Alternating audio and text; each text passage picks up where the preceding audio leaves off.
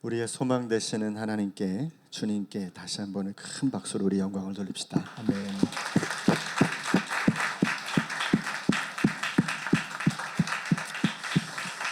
네, 앞뒤 좌우분과 우리 다시 한번 얼굴을 한번 보시면서 잘 오셨습니다. 반갑습니다. 이렇게 인사 함께 나눕시다. 네, 서두에도 그렇게 기도드렸지만 우리가 이 한 공동체 안에서 예배드린다는 거 기적입니다. 네, 얼마나 큰 은혜인지 모릅니다. 화면 앞에서 예배드리시는 모든 분들도 참 감사하고 고맙습니다. 주님의 은혜가 가득한 시간 되시기를 바랍니다.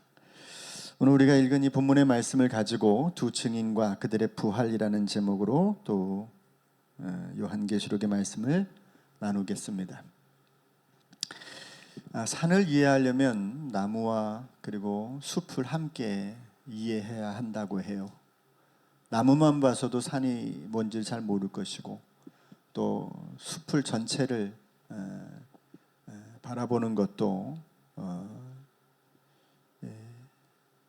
산 전체를 이해하기에는 그 속에 있는 세부적인 나무 종류들도 파악할 수 있어야 그렇게 산을 이해한다 그러잖아요.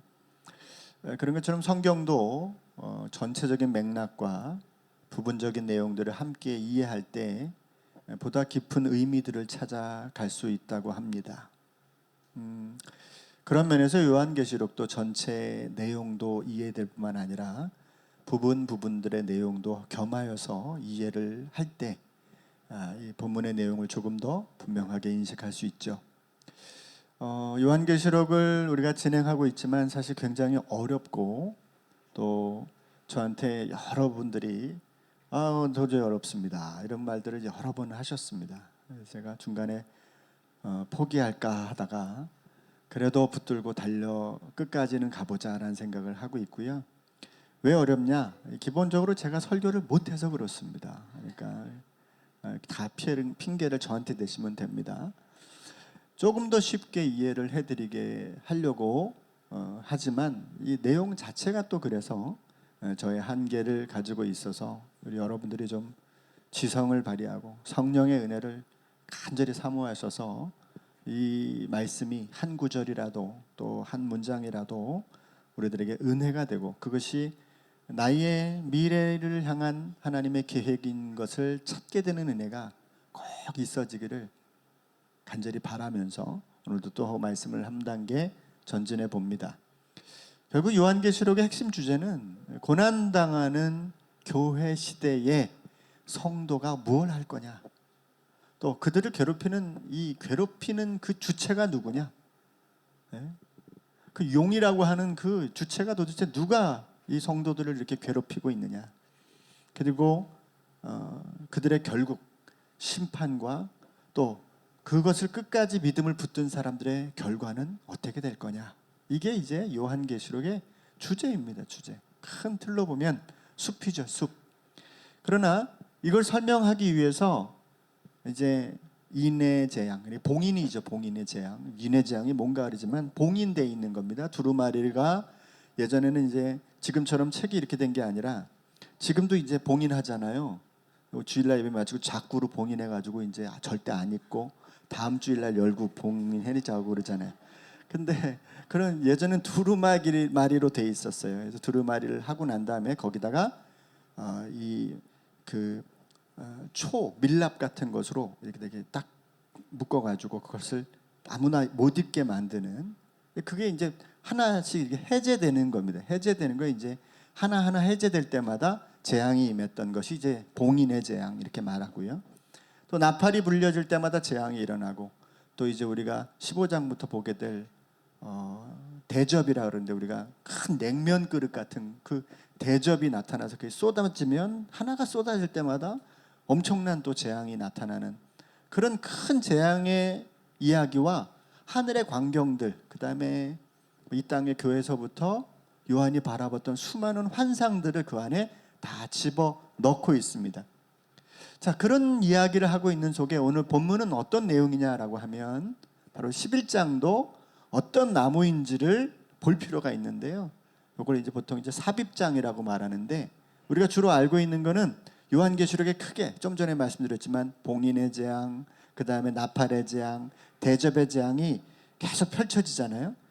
5장, 4장, 5장 펼쳐지고 8장, 9장 펼쳐지고 또 15장서부터 펼쳐집니다. 이 세 가지 큰 사건이 펼쳐지는 속에 중간중간에 이야기들이 들어가 있어요. 예를 들면 요한계시록 7장 같은 경우는 막 하늘에 심판 같은 그런 재앙이 임하고 있는데 아예 하나님의 성전을 하늘에 쫙 보여주는 거예요. 예배 광경을 보여주는 거예요. 거기 14만 4천 명, 그리고 좀 더 확장해 보니까 셀 수 없는 큰 무리가 거기서 하나님을 찬양하고 있더라 이 말이죠. 그러니까 이 땅에서는 환난을 당하고 교회가 힘들어 죽겠는데 알고 보니 진짜 하늘에서는 영광의 예배를 드리고 있는 그 모습을 보니까 얼마나 요한이 위로가 됐겠어요. 자, 여기서는 예수 믿는다고 피 흘려야 되고 힘겨워야 되고 어려움을 겪게 되는데 막상 하늘에는 하나님을 영화롭게 하는 예배를 드리고 있으니 이게 진짜구나 그러면서 위로를 얻지 않았겠습니까? 그래서 이것을 삽입되어져 있는 그런 교훈이라고 그렇게 보여집니다. 그리고 7장의 그런 내용과 포함해서 10장, 11장에 보면 갑자기 또 7번째 나팔을 불기 전에 사건이 하나 일어나는 거예요. 그게 바로 10장과 11장의 이야기였어요. 그래서 우리가 지난주까지 10장을 봤죠. 10장에 어떤 내용이 들어있었어요? 아주 힘센 천사가 나타났어요. 그 권위가 이 세상 그 어떤 권위보다 큰 권위자로 나타났는데 알고 보니까 하나님이 보내신 심부름꾼이었던 거예요. 누구한테 보내어진 심부름꾼? 요한에게 보내어진 심부름꾼인데, 여러분 생각해 보세요. 여러분 집에 자고 있는데 혹은 집에서 있는데 갑자기 앞에서 끝까지 보이지 않는 긴 차가, 그런 차 있잖아요. 리무진 같은 차, 그죠? 앞바퀴와 뒷바퀴 사이가 유난히 긴 차, 그런 차 있잖아요. 그런 차가 여러분 집 앞에 탁 서는 거예요. 내렸는데 보통 사람 같지가 않아. 위에서부터 아래까지 걸치고 있는 모습이 보통 사람이 아니. 그 사람이 만약에 여러분 그 차에서 내려가지고 여러분의 집을 노크하고 들어간다고 치면 여러분 어떤 마음일까요? 야, 이게 도대체 누구야? 그런데 알고 보니까 누군가가 나에게 진짜 중요한 소식을 전하려고 보낸 사자였다, 대사였다, 이렇게 생각하면 여러분 얼마나, 야, 저 위대한 사람이, 저쪽에 무슨 대통령이라 되는 사람이 나한테 이렇게 관심을 갖고 있구나, 이런 생각하지 않겠습니까? 지금 이 힘센 천사가 바로 그런 모습으로 바다와 땅을 딛고 서 있을 정도의 어마어마한 권위를 가진 천사가 요한에게 나타났습니다. 그리고 요한한테 나타나서 뭐라 그래요? 지체하지 않고 이룰 것이다 그러는 거예요. 천사가 그 휘황찬란, 막 뒤에 막 무지개가 뜨고 막 휘황찬란한 천사가 나타나서 그런 말을 하는 겁니다. 그러면서 이 두루마리를 하나, 작은 두루마리 하나 딱 들고 있어요. 그런데 하늘에서 음성이 나오는 겁니다. 저 손에 들고 있는 두루마리를 가져다가 먹어버리라. 예, 분명히 전라도 분이 해석했다고 제가 분명히 말씀드렸죠. 먹어버리라 그러더라고요. 요한이 그걸 갖다가 먹어버립니다. 그러면서 입에는 너무 단데 배에는 너무 쓰더란 말이죠. 그러면서 또 음성이 들려와요. 네가 저 온 세상에 가서 지금까지 보고 듣고 또 경험한 이 많은 것들을 너가 전할 것이다. 그런 얘기를 바로 10장에서 했단 말이죠.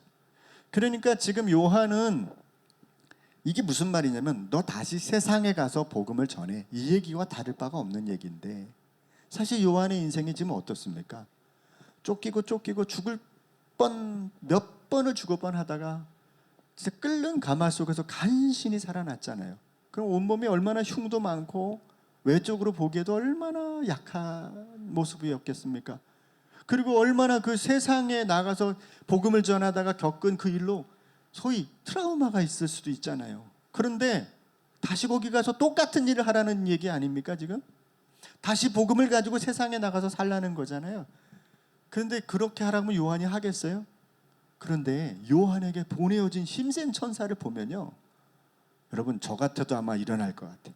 왜? 그 어마어마한 모습을 보고는 그래, 내가 가야지, 내 자리는 여기가 아니라 저기 세상이야, 그리고 달려갈 수 있을 만한 어마어마한 권위를 가진 천사의 모습으로 나타났다 이 말이에요.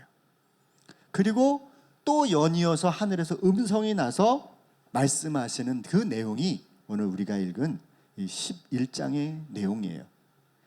자, 좀 지나가 보면 결국은 10장 7절에서부터 11장 15절까지의 이 중간의 내용이 지난주와 또 오늘 잠깐 살펴봐야 될 이 삽입장의 내용인데, 자, 이 이야기를 오늘 좀 하려고 하는 겁니다. 자, 이 내용이 어떤 내용이냐면 주님께서 보내신 천사의 손에 들린 두루마리를 먹고 그것을 세상 가운데 증거해야 된다는 사명을 가진 것뿐만 아니라 11장에 그러면 이제 사명을 가지고 증거를 하면 어떤 일들이 일어날 것인가 라고 하는 거예요. 즉 이것은 교회의 이야기를 하고 있는 거예요. 교회의 이야기. 이 교회의 두 이야기가 있는데 그게 이제 11장의 내용이 바로 성전을 측량하는 내용하고 그 다음에 두 증인의 이야기가 나오는 겁니다. 오늘 이 이야기를 통해서 우리가 이제 교회로서의 사명은 무엇인가, 이 시대 교회는 어떤 사명을 가져야 되는가를 한 번 더 살펴보려고 하는 겁니다. 자, 이제 하늘에서 음성이 들려서 이제 이 두루마리를 먹으라 그랬더니 먹었고 나니까 입에서는 달고 배에서는 썼어요. 그러고 나서 너 가서 다시 세상에 나가서 이 사실을 다 전해, 이렇게 얘기하고 난 다음에 이 사건이 벌어지는 겁니다. 그게 뭐냐면 바로 11절과 1절과 2절 말씀인데요. 자, 이제 볼게요. 어떤 내용인지. 또 내게 지팡이 같은 갈대를 주며 말하기를 일어나서 하나님의 성전과 제단과 그 안에서 경배하는 자들을 측량하되. 지팡이 같은 갈대가 뭐냐 생각했지만 여러분 청려장이라고 아세요? 청려장? 어르신들이 들고 다니는 지팡이가 있어요. 이렇게. 근데 그 청려장은 어떤 걸로 만드냐면 명아주로 만드는 겁니다. 옛날에 우리 어렸을 때 이렇게 들판에 명아주 이렇게 길게 자라는 거 있잖아요. 그걸 여러분 따다가 잘라가지고 말리면, 뿌리채 해가지고 말리면 이게 얼마나 단단한지 모릅니다. 가볍기는 종이장 같이 가벼운데 단단하기는 사람 며칠 지탱할 만큼 강한 나무 역할을 해요, 이 명아주가. 그래서 그걸 가지고 지팡이를 만들면 어르신들이 힘이 없잖아요. 그런데 그 지팡이는 너무 가벼운데 튼튼하기는 또 엄청 튼튼해. 청려장이라 그래요. 그 쿠팡에서 15,000원에 팔아요. 이게 꼭 그런 거예요. 그런 지팡이를 그는데 이게 마치 자 역할인 거예요. 측량하는 그냥 지팡이 아니라 측량하는 이런 지팡이를 주면서 야, 너 하나님의 성전과 제단과 그 안에 경배하는 사람들 측량하라는 겁니다. 그러면서 본문을 이야기하는데요. 죄송합니다. 자, 측량하라고 이야기합니다. 그런데 성전 바깥에 있는 자들은 측량하지 마라, 이렇게 얘기합니다. 이게 뭘까 하면 이거를 우리가 이해하려면 성전과 측량이 도대체 뭐냐를 이해를 해야 되는데요. 이제 이 성전은 그 당시 예루살렘 성전이 아니라 이것도 역시 상징과 같아서 오늘날 교회를 의미한다, 이렇게 보면 제일 쉽습니다. 자, 교회가 곧 오늘 성경에서 말하는 측량해라, 이런 의미가 되겠죠. 또 측량이라는 건 뭘까 하면 구약에는요, 이 측량이라는 말은 두 가지 용례로 쓰여졌어요. 하나는 심판할 때 측량이라는 말을 썼고요, 또 하나는 보호해 줄 때 측량이라는 말을 썼어요. 근데 오늘 본문에는 보호라는 의미에서 보호해 주려고 측량한다라고 하는 의미로 해석하는 게 맞다고 보통 이해를 합니다. 자, 이걸 번역하면 어떤 거냐면 하나님은 요한에게 주신 그 사명을 감당할 때 교회가 어떤 처지에 있는지를 보여주는 거야, 이렇게 보는 거예요. 하나는 뭐예요? 하나님이 교회 안에 있는 하나님의 백성들을 보호하고 계시는 거예요. 근본적으로 교회는 마태복음 16장에 예수님께서 내가 내 교회를 세운 그 교회는 사탄이 이길 수 없다, 음부의 권세가 이길 수 없다는 이 강력한 보호막을 딱 쳐주셨어요. 그런데 실제 교회는 어때요? 요한의 시대 교회는 성도들이 신앙을 갖고 있는 것 때문에 핍박을 받고 고통을 당하고 경제활동을 하지 못하고 가난하게 살아야 되고 빼앗겨야 되고 고통을 당하는 시대를 살았단 말이죠. 그러니까 성전 안에서의 측량함으로 보호구는 되지만 한편으로는 교회는 이방에게 짓밟히는 상황이 있는 것이 교회의 양면적인 모습인 거예요. 그러니까 여러분, 우리가 교회 안에 이렇게 있지만 밖에 나가면 우리 교회를 좋아할 수 있는 구조가 없어요. 제가 지난주에 말씀드렸지만 지금 우리 개신교가 사람들의 종교 선호도의 4위예요, 4위. 4위 14%래요. 14%. 100명 중에 14명만 교회를 좀 다녀볼까 이런 생각한대요. 아니 그러면 3위 정도는 돼야 되는 거 아니야? 아무리 떨어졌어도 불교보다는 떨어졌다고 치자. 천주교보다는 좀 떨어졌다고 치자. 개신교가. 그럼 그 다음에 중간에 뭐냐 그랬더니 중간에 원불교가 들어가 있어요. 원불교가 18%래. 아니 원불교가 여러분 뭔지 아세요?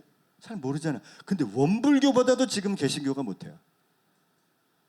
이게 얼마나 여러분 우리로서는 힘든 일인지 모릅니다.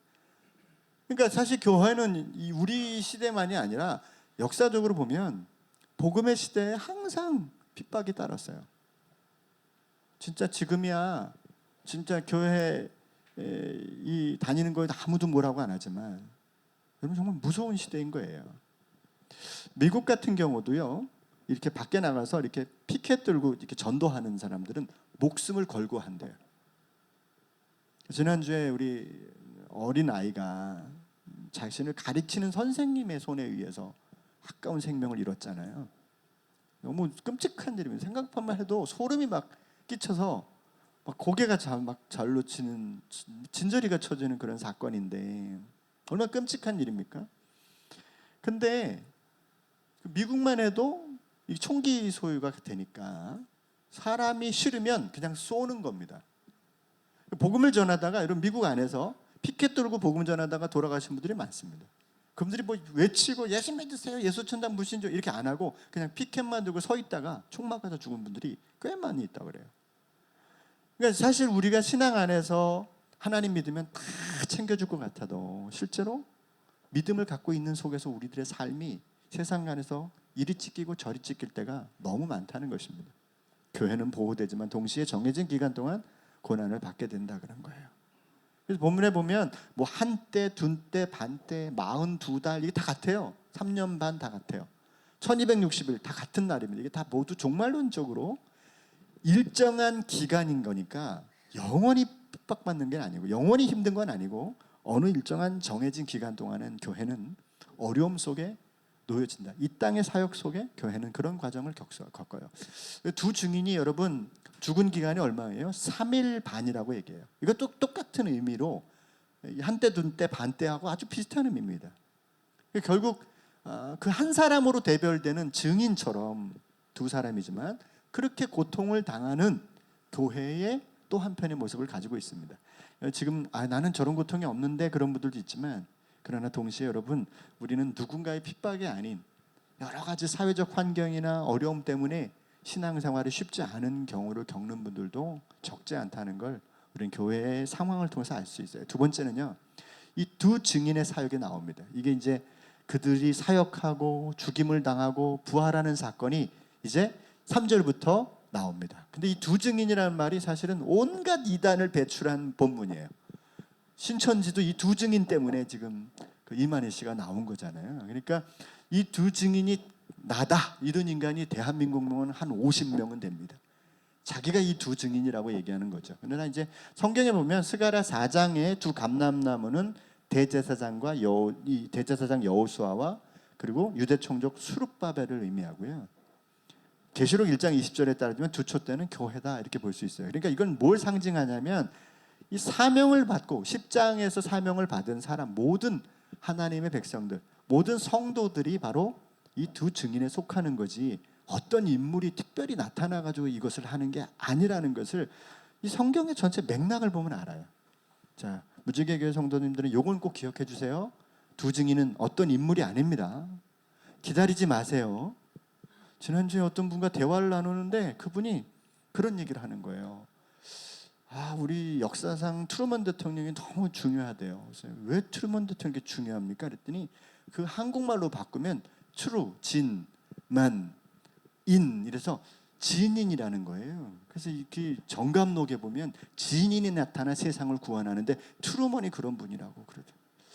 그래서 제가 그거 듣고 너무 참 이걸 뭐라고 얘기할 수도 없고 그냥 입맛만 쩝쩝하고 다셨는데 도대체 성경을 어떻게 해석할지 모르지만 여러분 두 증인은 없습니다.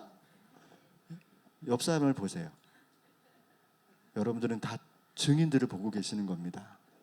우리는 서로가 증인이지 어떤 사람이 증인이 아닙니다.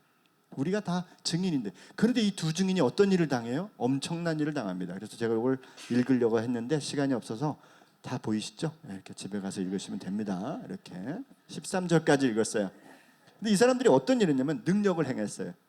5절에서 6절 보면 고난을 받아 죽게 돼요. 그리고 조롱을 받아요. 너무 비참해요. 7절부터 10절. 3일 반 후 부활하여 승천합니다. 승천을 해요. 이 사람들이, 두 사람이. 또 그 도시에 심판이 임해요. 이들을 죽인 도시에 지진이 일어나서 성 10분의 1이 무너지면서 10분의 1이 망하게 돼요. 이런 사건이 벌어져요. 그리고 이게 꼭 누구 모습 같아요? 예수님의 모습 같죠.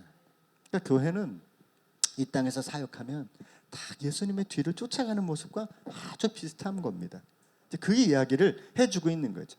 그러니까 두 증인의 삶은 예수님의 뒤를 따르는 교회의 모습이고 이 땅에 살아가는 교회의 역할을 보여주고 있다. 그렇게 볼 수 있어요. 자, 지금 7번째 나팔이 불려지기 전에 이 사건을 통해서 하나님이 교회의 본래의 모습을 보여주고 있는 겁니다. 저와 여러분들은 피할래야 피할 수 없어요. 이걸 겪어야 돼요. 어쩔 수 없이 이 땅에 예수님을 믿는다는 이유 때문에 손해봐야 되고, 예수님을 믿는다는 이유 때문에 여러분들이 어려움을 겪을 수밖에 없는 겁니다. 그래서 서로를 많이 위로해 주셔야 돼요. 아니, 목사님, 난 교회 위로받으러 나왔는데 뭔 소리예요? 그러지만 그건 분명 위로가 있죠. 그건 제가 좀 이따가 한 번만 더 얘기할게요. 그래서 결론이 뭐냐는 거죠. 오늘 결론으로 여러분, 저는 두 가지 이야기를 드리고 싶은데요. 첫째는 교회는 지복을 따라가는 데가 아니에요. 그러니까 복을 향해서 구하고 복을 얻고자 따라가는 공동체가 아니고, 물론 우리는 마침내 복을 얻어요. 그러나 실제로 우리는 지령에 의해서 사는 사람들이에요. 어떤 지령? 하나님의 명령을 따라 사는 사람들인 거예요. 이걸 꼭 이런 마음속에 기억하십시오. 나는 이 세상에 교회를 다니면서 복 얻으려고 다니는 게 아니라 복을 이미 예수 그리스도를 통해서 얻었고 이 땅에서 내게 주신 명령을 순종하기 위해서 신앙생활을 한다. 꼭 이 생각을 가지시길 바랍니다. 나는 복을 얻기 위해서 사는 게 아니라 주신 복에 감사해서, 나를 구원해 주신 것에 감사해서 주님의 명령을 따라 살기로 결심했기 때문에 교회 다닌다. 이런 마음을 가져야 됩니다. 그럼 복음을 전하는 일은 단순한 광고 홍보가 아니에요. 그래서 우리가 복음을 누구에게 전하고 이런 정도가 아니라 복음으로 사는 것인데, 그건 생명을 우리가 누리는 거거든요.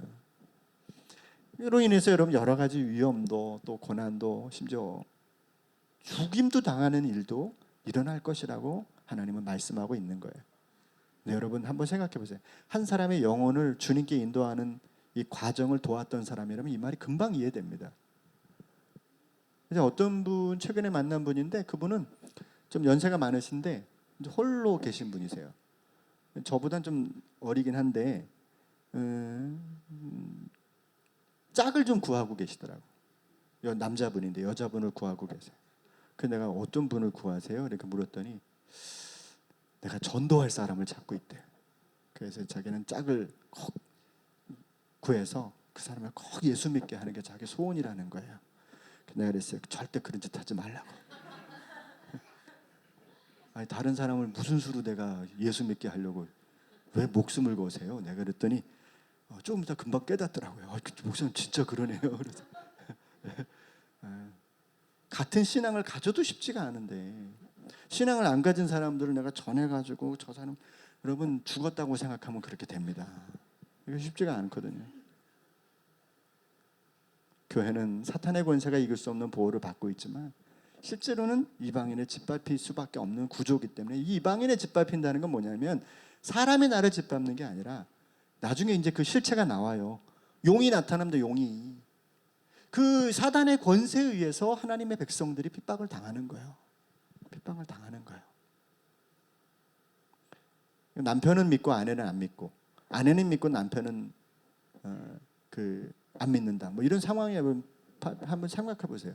부모님은 믿고 자녀는 안 믿고, 자녀는 믿고 부모는 안 믿고, 한번 그런 가정 안에서 여러분 삶을 한번 생각해 보세요. 굉장히 힘듭니다. 정말 힘듭니다. 쉽지가 않아요. 그건 절대. 얼마든지 이런 일들이 우리에게 일어날 수 있기 때문에 저와 여러분들은 딱 주님의 명령을 따라가는구나, 이런 마음을, 굳세게 마음을 먹고 나아갔으면 좋겠습니다. 교제만을 목적으로 모이거나 그래서 어떤 복을 얻으려고 교회를 다니면 여러분 금방 교회를 떠나게 됩니다. 그게 없거든요, 교회 안에. 잠깐 뭐 교제가 있는 것 같지만 진짜 궁극적 교회는 그런 의미가 아니기 때문에. 자, 둘째는요, 교회 사명과 역할의 방식인데요. 이제 이게 요거 얘기만 하고 제가 마칠게요. 이게 되게 중요한 얘기를 제가 하나 해드리려고 합니다. 여러분, 우리는 교회로서 혹은 성도로서 이 땅을 삽니다. 자, 여러분들이 이제 살아가는 신앙생활의 모습을 한번 돌아보십시오. 그런데 그 모습이 어때야 되냐면 두 증인과 같은 모습이 우리에게 있어야 된다는 걸 오늘 본문에서 우리는 발견하게 되는데요. 그게 뭐냐면 일단 주님의 뒤를 따라가는데 이 두 증인이 무슨 일을 주로 하냐면 예언과 권능을 행했다 이렇게 표현해요. 자, 예언이란 말은 어떤 말이냐면 프로페테이아스라는 말인데 이게 프로페테스라는 선지자의 사역을 말하는 거예요. 그러니까 단순한 예언을 말하는 게 아니라 미래 일을 막 얘기하는 걸 말하는 게 아니고 성경의 말씀을 삶으로 이루고 나타내는 삶을 살아가는 일이 바로 이 프로페테이아스예요. 이 두 중에는 사역은 뭐냐면 입으로도 그렇지만 삶에서 예수님의 구원의 은혜, 하나님의 말씀에 기초한 하나님의 나라와 그 원리에 대한 이야기들을 증거했던 사람들이라는 말이에요. 이게 굉장히 중요합니다. 그러니까 여러분, 우리를 통해서 사람들이 적어도 뭘 발견할 수 있어야 되냐면 아, 예수 믿는 게 저런 거구나 이렇게 발견해야 돼요. 여러분, 지금 우리나라에 최근에 그 노벨 문학상 받으신 한강 작가가 있잖아요. 한강 작가가 지금 3위예요. 책이 얼마 전까지 1위였다가 3위로 밀려났습니다. 지금 1위가 누구 책이냐면 부처의 책입니다. 불교 서적이 1위입니다. 현재 1위.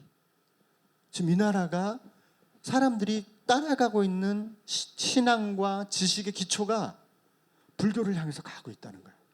제가 지금 불교를 뭐라고 얘기하려는 게 아니에요. 거기 이 말을 붙이려는 거죠. 그럼 우리는 뭡니까? 이렇게 얘기하는 거죠.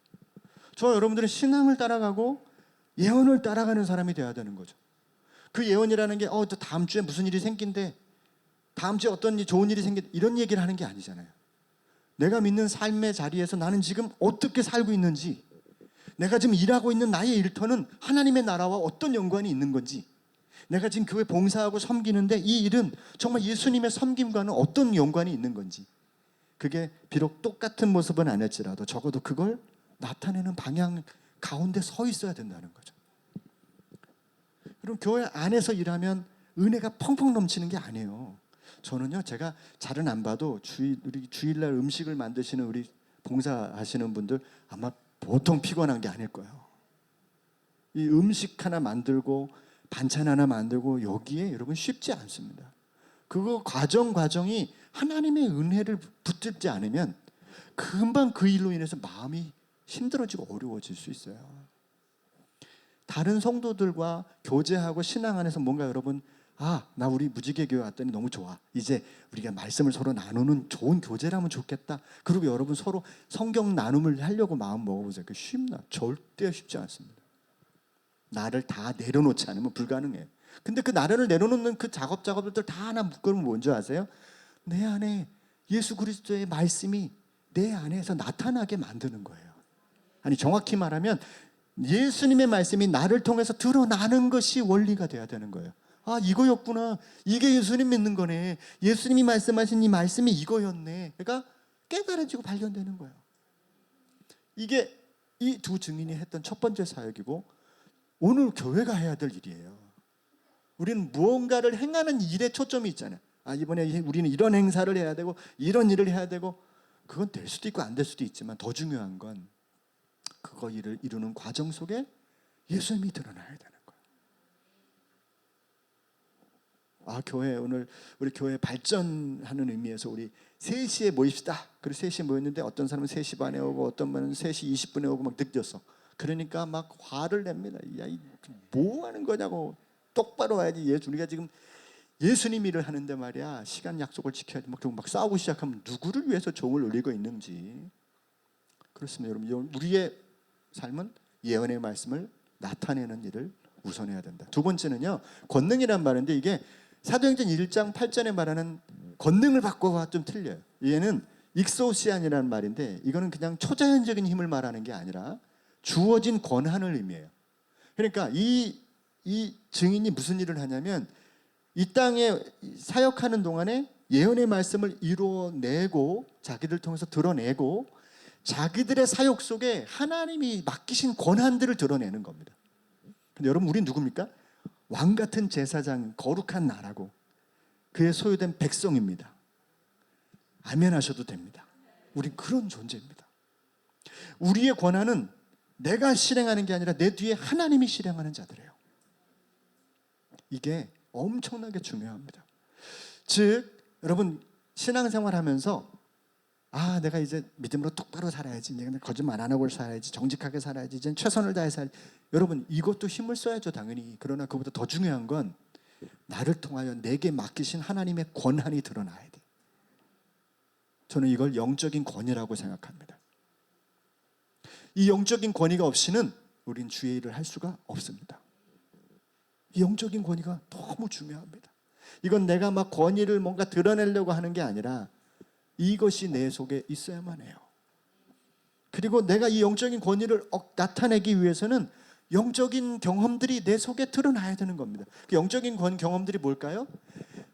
아까 하나님이 맡기신 그 권한 것처럼 내 속에 하나님의 역사들이 드러나야 돼요. 사랑하는 성도 여러분, 많은 기도가 있겠지만 여러분 이 기도를 놓지 않으셔야 됩니다. 신앙생활을 시작하시던 10년, 20년을 하셨던 우리가 어떤 상황을 만나든 주님 오늘도 당신이 나를 통해서 일을 이루시는 걸 보게 해 주시옵소서. 여러분 이게 너무 중요합니다. 요거 없이 그냥 우리가 기독교 안에서 주어진 성경의 말씀대로 차근차근 하면 복 받을 거야 이렇게 가면 그건 기독교가 아니에요. 기독교는 우리가 믿는 신앙은 내 속에서 당신의 능력이 나타나는 겁니다. 누가 제일 많이 그걸 맡고 있어요? 나 자신이야. 나부터 안 믿어. 이건 불가능해. 이건 안 돼. 이건 돼. 이건 내가 다 절단해요. 다 내가 조각해요. 그래서 어떤 사람에 대해서도 내가 다 조각하고 어떤 일에 대해서도 내가 다 조각하고 아니 다 내려놓으시고 하나님 이걸 어떻게 할까요? 하나님 이 문제를 어떻게 할까요? 하나님 이 상황을 어떻게 했으면 좋겠습니까? 그리고 그걸 하나님 앞에 내어 맡기는 거죠. 하나님이 그 속에서 우리가 상상할 수 없는 능력을 행할 수도 있고 우리가 기대할 수 없었던 일들을 만들어낼 수 있고요. 나는 다 포기해도 하나님은 여전히 이끌어 가시고 승리케 하시는 능력을 나타내실 수도 있는 거거든요. 이걸 안 하면 길이 없어요. 길이 없어요. 제가 지난 주간에 이번 주간이죠. 우리 장례식이 있었잖아요. 조금 있다가 인사도 하겠지만 근데 이제 그 와중에 오고 가는 길에 집사님들하고 만나서 이야기도 하고 전사님하고도 이야기하고 뭐 이런 과정들이 있었는데 한번 우리 정락효 집사님도 한번 간증을 한번 언제 해주실 겁니다. 근데 난 간증 듣다가 눈물이 나더라고. 눈물이. 하나님이 한 분을 어떻게 만지시는지가 나 느껴지는 거예요. 네? 아니 그거 나타났다고 정 집사님이 천사가 됐거나 아주 영광스러운 분이 되셨다는 얘기가 아니에요. 그래도 적어도 하나님께서 한 사람에게 어떻게 임하시는지를 느껴보면요, 야 신앙은 이런 거구나. 근데 그게 정 집사님만 그런 거예요? 그럼 우리 다 그렇지. 그렇잖아요. 오늘 여기까지 오는 동안에 기적 같은 은혜들이 얼마나 많은지 몰라요. 사방이 꽉 막혀 도저히 숨도 못 쉬는 순간에 하나님이 길을 터주시고 당신께서 역사하시고 그리고 이게 뭐지? 그런데 내가 했다. 그렇게 말씀하실 때가 얼마나 많습니까? 아멘 좀 해보세요. 네. 우리는 그저 우리에게 주어진 순서를 따라 사는 사람이 아닌 하나님이 내게 나타내주시는 그 권한이 마음껏 드러내게 만드는 사람이 돼야 되고요. 그걸 얼만큼 드러내느냐에 따라서 하나님은 우리에게 역사를 이루는 능력이 되어주시는 줄로 믿습니다. 우리 교회에 오셔서 설교하셨던 목사님 한 분이 계세요. 그분이 기억나실지 모르지만 제 친구인데 박사학위를 미국에서 받고 마지막 받으려고 논문에 실제적인 자기 이 질문지를 우리 교회에 와서 설교를 하고 부탁을 해서 한 분 한 분씩 다 질문지를 써준 적이 아마 있을 거예요. 되게 오래됐어요. 제가 그 목사님을 어저께 잠깐 통화를 한 상황이 생겼습니다. 근데 목사님 어떻게 지냈나 궁금해서 전화를 했어요. 이분이 전화를 받고 30분이든 1시간은 계속 전화를 하시는 거야. 얼만큼 이 친구분이 마음이 그 안에 담겨 있었는지를 알겠는 거예요. 지금은 어디가 있냐면 안양에 군부대에 군목이 되게 있더라고.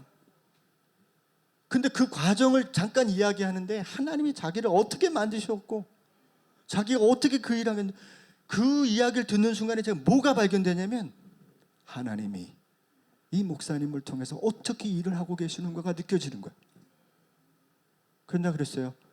자네 진짜구나 그랬어요. 진짜구나.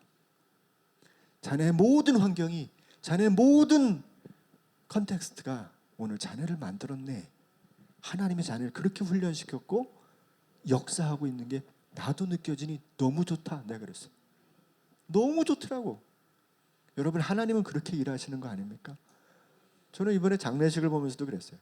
하나님이 역사를 하시는 거예요. 시간마다 은혜를 주시는 거예요. 시간마다. 우리의 가운데 이 사실을 잊지 말고 살아갑시다. 지금 어떤 상황, 내 계획 가운데 이렇게 착착착 맞춰서 가는 거 아닐지라도, 내가 가는 일들이 실패하고 어려울지라도 하나님, 나를 통해서 주의 말씀을 나타내시고 나를 통해서 당신의 권한을 마음껏 드러내 주십시오. 그래서 내가 그 권한을 가지고 하나님의 역사를 나타내는 그 권위의 사람으로, 왕같은 제사장으로 쓰임받게 해달라고 기도하는 우리가 되었으면 좋겠습니다. 기도하겠습니다. 감사하신 주님, 우리에게 주신 교회로서의 사명이 두 증인에게서 발견됩니다. 그들은 죽기까지 어려움을 당했지만 마침내 부활해서 하나님이 그들을 인정하셨고 당신께서 그들에게 드러내심으로 그들의 생명은, 육체의 생명은 죽었지만 부활하여 그들을 조롱하고 그들을 깔보는 모든 이들을 두렵게 만들고 참된 승리자가 되었음을 보여주신 것처럼, 오늘 비록 한국의 교회가 약해지고 많은 사람들에게 손가락질 당하고 정말 이제 4번째로 전락하는 그런 교회 형편이 되고 말았지만, 그러나 순서가 무엇이 중요하겠습니까? 다시금 교회가 그 능력을 회복하고 그 권위를 회복해서 진정으로 하나님이 원하시는 뜻을 이루어가는 축복의 통로가 되는 하나님의 아름다운 몸인 교회가 되도록 역사해 주시옵소서. 예수님의 이름으로 기도드렸습니다. 아멘.